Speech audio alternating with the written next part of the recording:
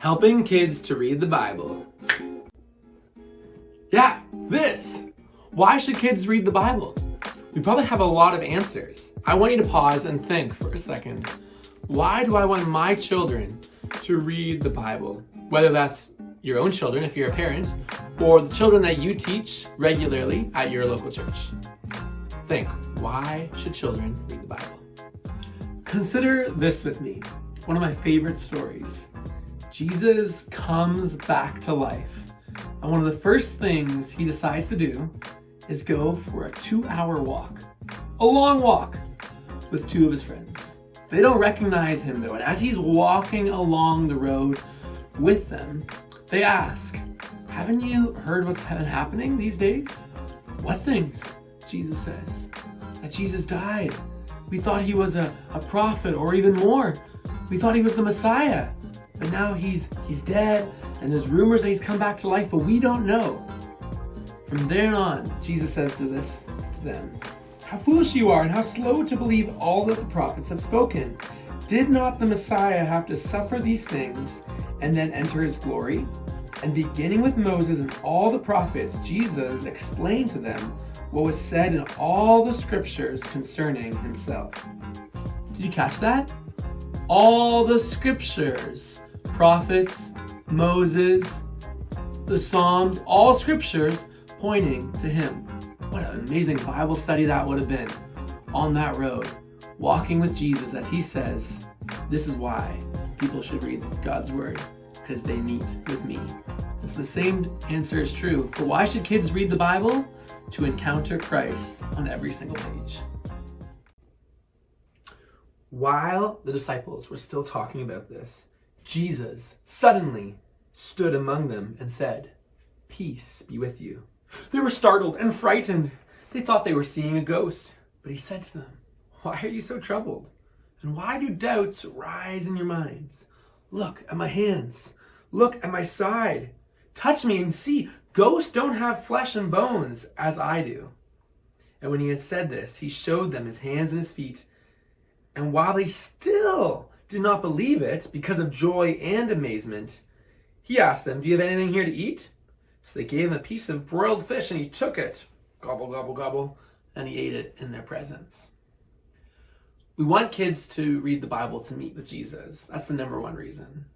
But equally as important, to really encounter with Christ, they need to enter into the story. And that's what we're going to be talking about in this session. We need to help children enter into the story, that every time we read God's word, we help with the power of the Holy Spirit, which is most important. We come alongside what the Holy Spirit's doing and bring God's word to life so that kids can truly enter into it. And they can enter in with their mind, with their imagination, with their heart. They can reflect what is going on with their emotions and with their head, which is important, but all the rest as well. So we're going to keep it simple. And you need to remember these 4 things. If you forget everything else, that's okay. But remember these 4 things. To help kids read God's word, we need to, 1, read God's word.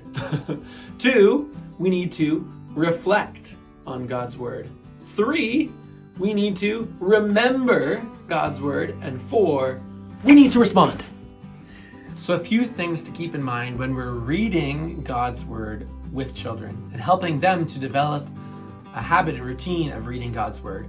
Translation is important. We should stick to translations that are appropriate to that age. I recommend personally the contemporary English version. It's made for 6 to 12-year-old children with that in mind. So the language is easier for them to understand. Also, my key thing that I would emphasize is that when we are helping children to develop a habit of reading God's word, and what we are teaching them as well, that we focus on the Gospels, Matthew, Mark, Luke, and John. We really want to focus on the Gospels because, remember, why do we want children to read God's word? So that they can meet with Jesus. And in the Gospels, they directly and concretely see stories of Jesus' life and what he did for us. Now, as they grow older, and even in the midst of this, continue on in reading all of God's word because all of it points to Jesus, but let's have a focus on the Gospels. And the big thing is, while we're reading God's word, is we really need to make the link and the connection to the full meta-narrative, and that is God's plan for redemption through Christ. And so we need to, as teachers and as parents, that we're reading God's word, that we really focus on showing how this all connects to what Jesus has done for us in his death on the cross and in coming back to life. As you read the Gospels and you focus on teaching the basics, I want to encourage you that as you read to your children, that you read with enthusiasm.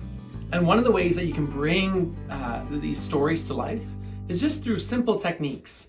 One of the things I like to do is tell the children, okay, every time you hear a certain word, I want you to make a sound effect.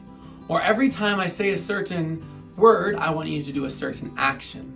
So for example, you could be reading the story of Jesus walking on the water and say, every time I say Jesus, you need to go, ah, because he's going to bring peace into the situation.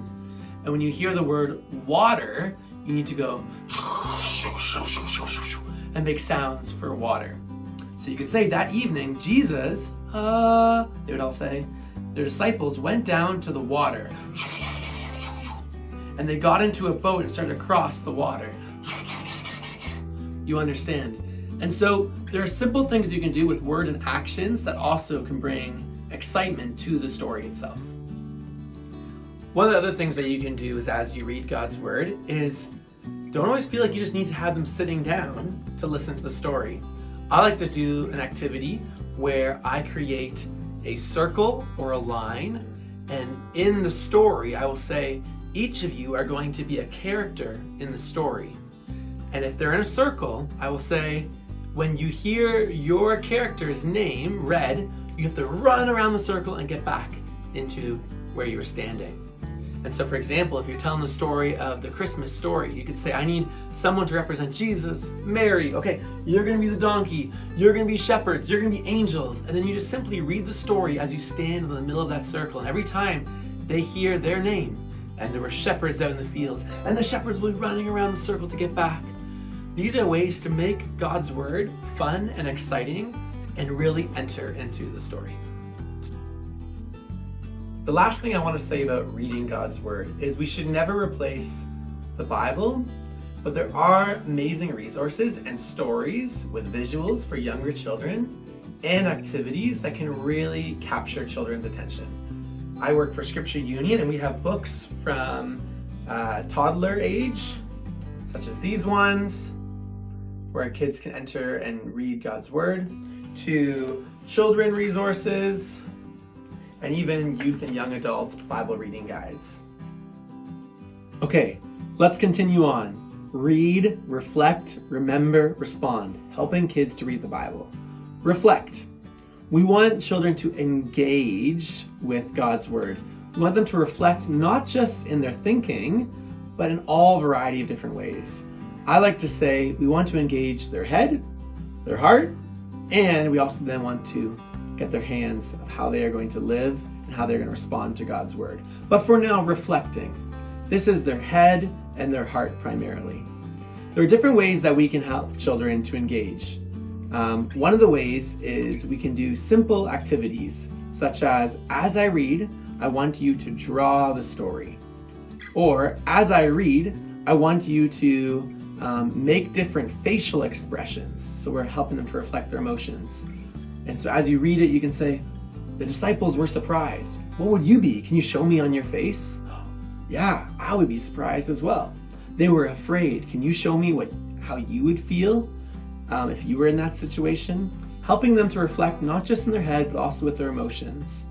And one way you can do this in a full of integrating, and I really like to do, is simple acting. You get different costumes or just break up different parts, and you allow children to enter in. Now you may think, well, this would only work really maybe in a church ministry setting. Not true. You see, I have 2 children of myself, and one of the things that my daughter loves to do after dinner time is she calls it the actions, where essentially I bring out different hats, and as we tell the story, I put different hats on her, and I get her to be many different characters as we read the Bible. And she loves being involved and walking to and from and entering into the story just through putting on a different hat and acting. And so these are some of the ways that we can reflect on God's word. Okay, one more encouragement on the reflect side of things. A lot of children and a lot of adults love music, and it's a great way to help us to learn stories about Jesus. And there are so many amazing resources that simply do that. Sing scripture, sing Bible verses, sing Bible stories. And so I want to encourage you both in your home and in your church ministry context to take full advantage of these music resources, to listen to them, to sing along, maybe even to do actions with some of these music. But really try to focus on music that is directly speaking about scripture. So some of my favorites is Go Fish, guys, Seeds Family Worship, and This Is Slugs and Bugs. Those are artists that I will use regularly to help enter in. Now, you hopefully should be seeing that all of these things that we're looking at is preparing you to really always be ready to create a lesson and not just rely on curriculum itself. Even the questions that we can ask children so that they can reflect on God's word, we can really bring it down to really three kind of questions that can help you. One, you can ask them questions on what are we learning about God in this story and about his character and who he is. What are we learning about God? Two, you can ask questions about, okay, what are we learning about ourselves and us as people? And would we respond similar, different? And three, one of my favorite questions is, I would ask the children, if you could ask God anything from this story, what would it be? You see, often we'll ask children, do you have any questions about the story? And they might not feel like they're able to express a question. Maybe they feel a bit nervous. But as soon as you put it a bit removed and you point the question to where it really should be directed and say, if you could ask God anything from this story. I've seen so many children engage in different ways. Hey, why did this happen? That seemed unfair. I would ask God, why did he have to do that? Or why did it look like this? And then you got to see their creative imagination as they enter in, and you can acknowledge those questions. Helping kids to read the Bible. Read, reflect, remember. When we want to help children remember what they have read in God's Word, there's an easy and a hard way. I'll start with the hard way. The hard way is being led by the Holy Spirit, that as the week goes on, whether it's your own kids or if it's children that are in your church community, as you come back to teaching a lesson or in regular life when you're interacting with them, that you help them to remember God's Word by pointing out teachable moments, looking around you, being led by the Spirit to say, hey, you see that tree up there? You see how it's changing colors? You're kind of reminding me, remember that story we looked at that when Jesus died, right? And there was a change. Well, now I'm seeing the colors of the trees change, and it's really because they're dying, and that's why they're changing. Well, we know that with Jesus, he gives us new life, and we can even know that come spring, those trees, though the leaves fall now, there'll be new life. So this is an element of having teachable moments and trying to creatively help children remember what they've learned. That's kind of the hard way. And we're not going to really go down deep into that. But an easy way of helping children to remember is either looking at a certain portion of scripture and engaging with it in a different way, or taking one verse and doing like a memory verse challenge, which we probably are used to. One of my favorite ways of doing memory verses is after we've learned it, you see all the words here, you just show them one letter. And then you say, okay, let's do this memory verse together. Jesus said, if you tell others that you belong to me, I will tell my Father in heaven that you are my followers. Matthew 10:32. One letter. And so there's all a variety of different ways of how you can do memory verse challenges, whether that's you're erasing one word at a time, or whether you get them to say it in different accents. But use memory techniques, because it's important that children learn God's word both in their head and they internalize it within their heart. Helping kids to read the Bible. We must read it, reflect on it, remember it, and respond.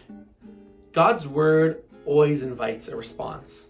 That doesn't mean that it always means there needs to be an application of how we are to live. Actually, most of the time within narratives, we are simply supposed to appreciate the story and let the story itself just sink into our thoughts, and we chew on it, so to speak, and we remember it. And we respond to it throughout the week in different ways so we don't forget it. How I help children to respond to God's word is a few different things. One of the most ancient practices that we've kind of forgotten is how God's word was actually transcribed through the actual writing of it. There's something about slowing down, actually writing word for word the story helps us to internalize the truth of God. And so helping children who are of age to write, to literally write out the story.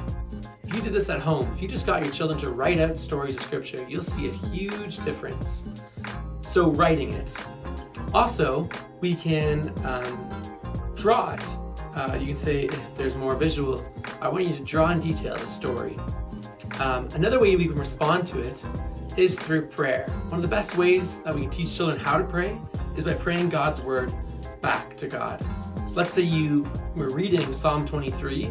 Your response could be, now we are going to pray this exact psalm, this exact scripture back to God. That God, you are my shepherd. And you're going to model this. Thank you that with you, I have all that I need. I don't lack anything.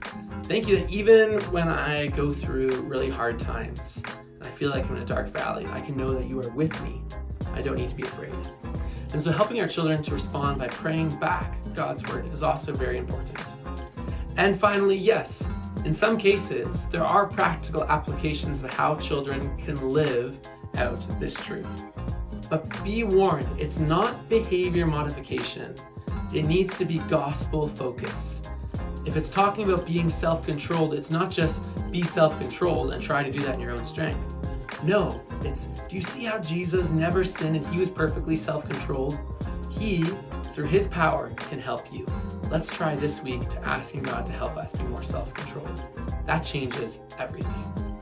And so, friends, continue to press in and to let God's word do God's work, because that's the truth of it.